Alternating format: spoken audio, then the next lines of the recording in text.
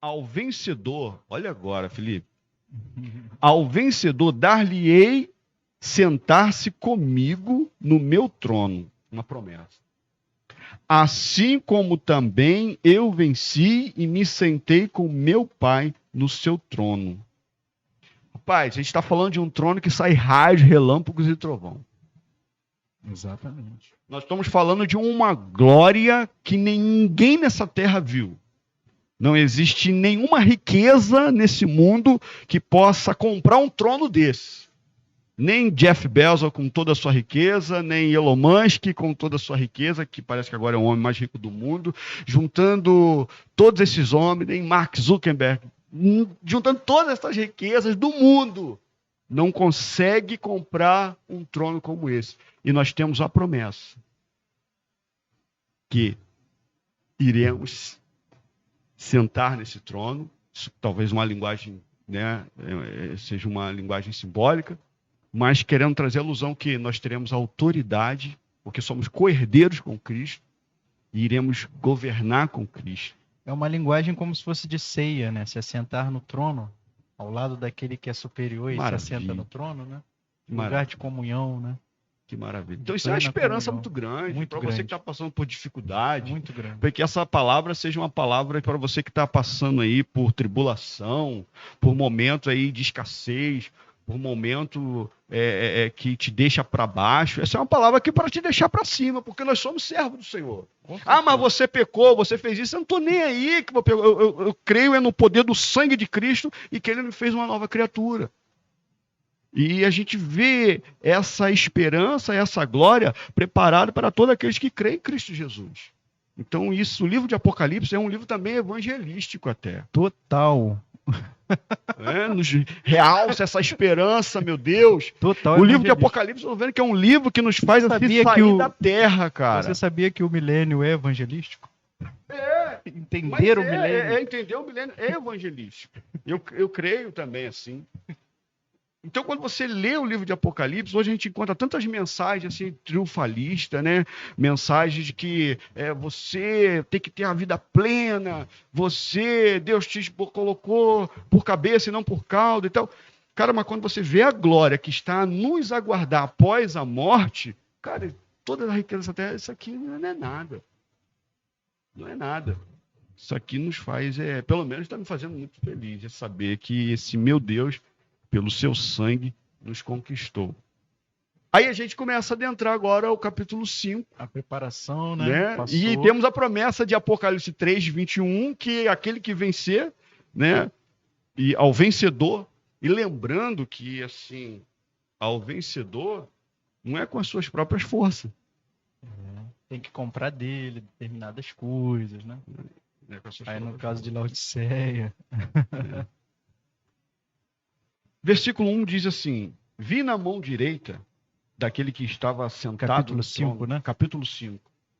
Agora ele começa a ter agora o olhar está voltado para... O olhar agora está voltado, voltou, né?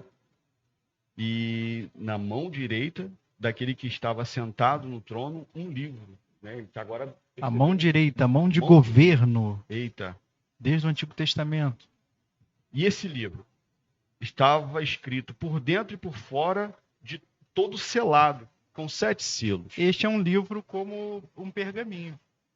Porque para João poder identificar que está escrito por dentro e por fora, ele consegue enxergar por dentro e por fora. Então é um pergaminho da época de João, e os selos eram feitos porque a confidencialidade da mensagem era muito comum, né? Colocar 7 selos, assim como se fossem laços, né? Nos livros, nos escritos, para que pudesse chegar ao destinatário e ele pudesse abrir. Isso é muito comum na época de João. Então, é a ambientação de João, até com respeito à literatura da época, como era feito. Isso. Então, até isso aí, eu acho que foi uma visão que o Senhor permitiu para que João ele pudesse transmitir. Porque quando a gente fala em livro para a gente hoje, eu acredito que se João tivesse a visão hoje, João ia ver um livro igual a esse. Né?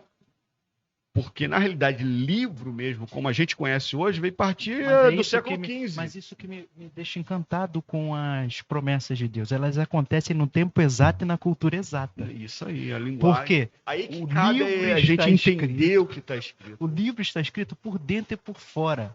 Sabe o que isso significa? Que ele ocupou todos os espaços daquele livro. Nenhuma palavra se passa. Está tudo escrito.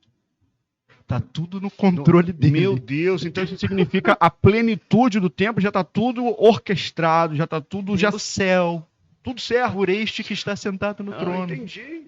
Não existe um espaço no livro que ainda vai ser escrito. Não existe. Está tudo finalizado. O livro de Apocalipse nos mostra uma história que é onde a igreja vai acabar, o Cristo vai ser. Meu Deus. Né? Fizeram aí o carnaval e colocaram aquele cenário onde Cristo estava sendo, meu Deus. Já tá para com isso, não é teu Jesus que eles estão falando. O livro estava teu Jesus não é isso. Fora, mostrando uma plenitude. Quem é teu Jesus está aí na total frente. Controle e soberania de Cristo. Que maravilha, cara, é muito lindo, né? Muito lindo. Agora, o detalhe, que vai vir mais à frente. Muito lindo. Só para a gente pegar um gancho aqui dessa visão de tempo, a cosmovisão, legal, a cosmovisão de Deus, cara, é completamente diferente do que a gente entende. Exatamente. Sabe por quê? Quando você vê Elias precisando de água, precisando de alimento, o Senhor fala assim, vai porque eu já ordenei os corvos. Ok, que te sustente. Depois acaba a água do ribeiro de Querite, e o Senhor fala assim, vai que eu já ordenei a viúva para que te sustente. O verbo está, já ordenei. Mas quando ele chega lá para a viúva não está sabendo de nada. A cosmovisão de Deus, né? A visão de Deus. Eu já ordenei, cara. Bom, era para Elias chegar lá e a viúva falar, olha, o Senhor já falou comigo, eu estou só te aguardando. Mas não, a viúva fala assim, não, meu senhor, eu só tenho um pouquinho aqui para fazer. Para mim, para o meu filho, a gente vai morrer com isso aqui. Então você vê que o tempo de Deus, eu já ordenei. Então, o que eu quero dizer é que toda a história do universo, início, meio e fim, e você vê desde o primeiro livro da Bíblia, Deus quer revelar os seus atributos. E aqui, mais uma vez, de que ele não é pego de surpresa em nenhum acontecimento da história. Pô, cara, eu me empolgo com a palavra, é muito, muito gostoso. Ele é Deus, cara. As pessoas estão achando que as coisas estão fugindo do controle de Deus. As pessoas estão achando que a pandemia está fugindo do controle de Deus. As pessoas estão achando que é os Estados Unidos que dominam as coisas. Tá tudo escrito. É Deus, cara. Ele tenta decifrar as coisas. É o teu Cristo. Aqui nos restos, sabe o que? É a gente ser santo, a gente buscar o Senhor. Descansa no Senhor. Em Deus. Que o chip, que não sei o que. Para com isso, irmão. Descansa em Deus, meu querido. Descansa. Viva o Evangelho. E descanse no Senhor. Poxa, no versículo tá gostoso demais. Não sei se vai dar tempo pra gente concluir isso tudo. Mas no versículo, continua o versículo 5, que diz que a raiz de Davi venceu para abrir o livro. Não, vamos voltar aqui mais um pouquinho. Aí, porque é muito importante. Todavia, versículo 5, todavia, um dos anciões me disse, não chores. Eis que o leão... deixa eu voltar um pouquinho, né? Mas por que ele está chorando? Isso é importante. Vi também, vamos lá do versículo 2. Vi também um anjo forte que proclamava em grande voz, quem é digno de abrir o livro e de desatar os selos? Fez uma pergunta. Ora, nem no céu, isso aqui é forte demais, é assim, nem sobre a terra, nem debaixo da terra, ninguém podia, nem Moisés, nem Jó, nem Abraão, ninguém poderia abrir o livro, nem mesmo olhar para ele. Isso é muito forte. E eu chorava muito, porque ninguém foi achado digno de abrir o livro, nem mesmo de olhar para ele. Todavia, um dos anciões me disse, viu o consolo, né, o refrigério, não chores, eis que o leão da tribo de Judá, a raiz de Davi, venceu para abrir o livro e os seus 7 selos. Então vi no meio do trono e dos 4 seres viventes E entre os anciões de pé, um cordeiro.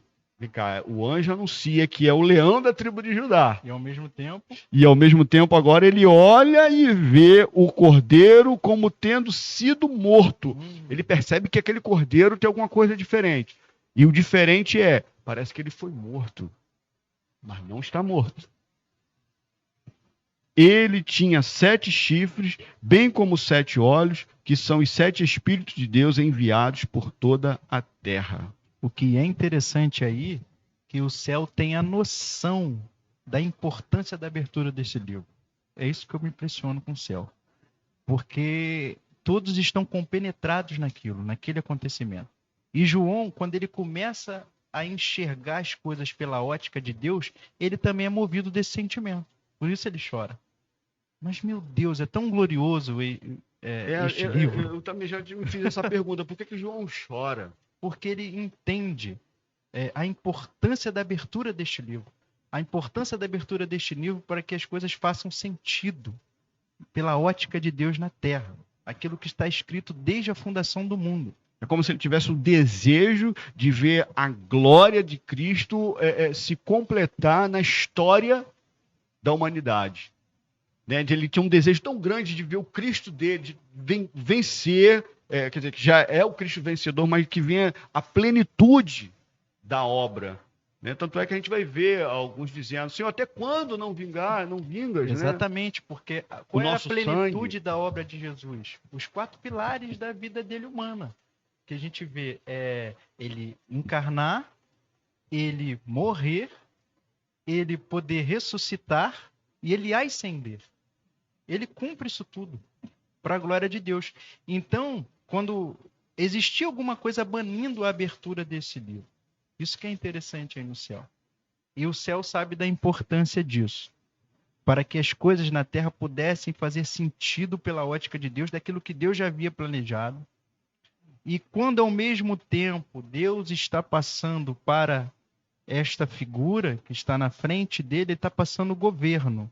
Por isso Paulo escreveu em uma de suas cartas, não me recordo o momento, em que quem governa agora é Cristo.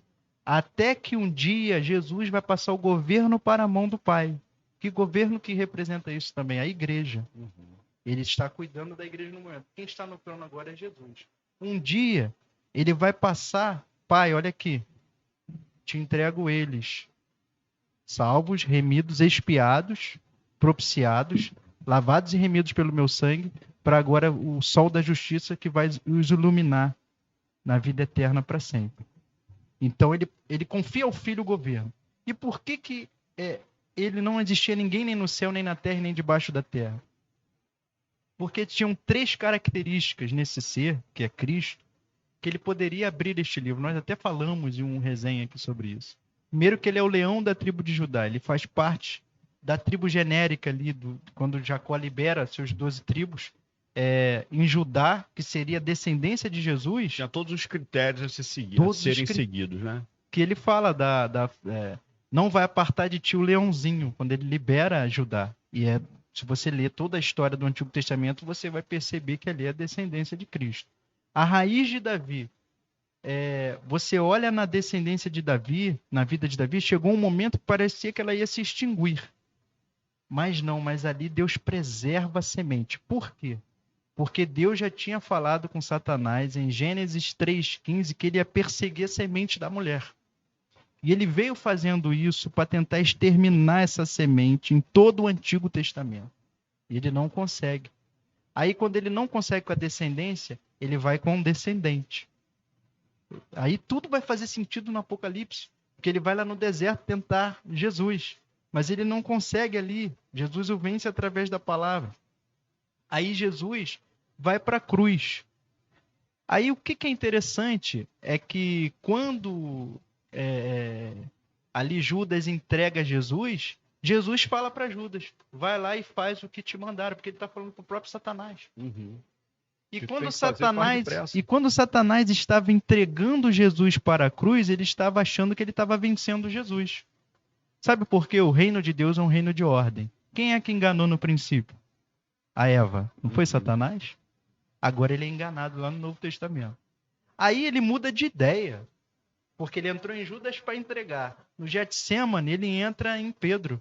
Não, Senhor, não faças isso. Como é que Jesus discerne aquilo em Pedro? Arreda-te, Satanás. Atrás de mim, diabo. Porque Satanás já tinha percebido. Interessante que nessa palavra aí, pegando esse gancho aí, que mostra que Satanás não sabia do plano de Deus, porque o próprio Jesus falou assim: você não entende as coisas de Deus. Você entende as coisas do homem. Tudo, né?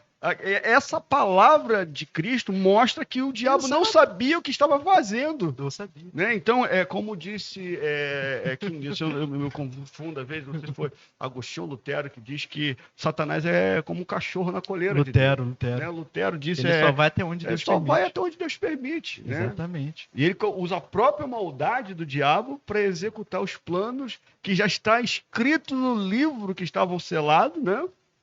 Que por dentro e por fora. Então, por isso que vem, depois daí, a figura do Cordeiro. Que ele é aquele que venceu. Por quê? Porque ele morreu. Então, na cruz, definitivamente, a morte de Jesus é a maior das derrotas, que se transforma na maior das vitórias espirituais. Porque a morte espiritual é tragada. Por quê? Quando ele chegou para Eva, lá no Gênesis, ele disse o seguinte: certamente não morrereis, mas vocês serão iguais a Deus. Ele engana a Eva, dizendo que vai ser igual a Deus. E detalhe, parecia que Deus que estava mentindo lá no início. Parecia que Deus estava mentindo, porque eles não morreram fisicamente imediatamente. Verdade. Eles só entenderam que tinham morrido espiritualmente depois, porque Adão foge da presença de Deus. Havia uma separação. Espiritualmente eles estavam mortos. Então, a entrega física de Jesus redunda na maior das vitórias, porque derrota a morte espiritual eterna.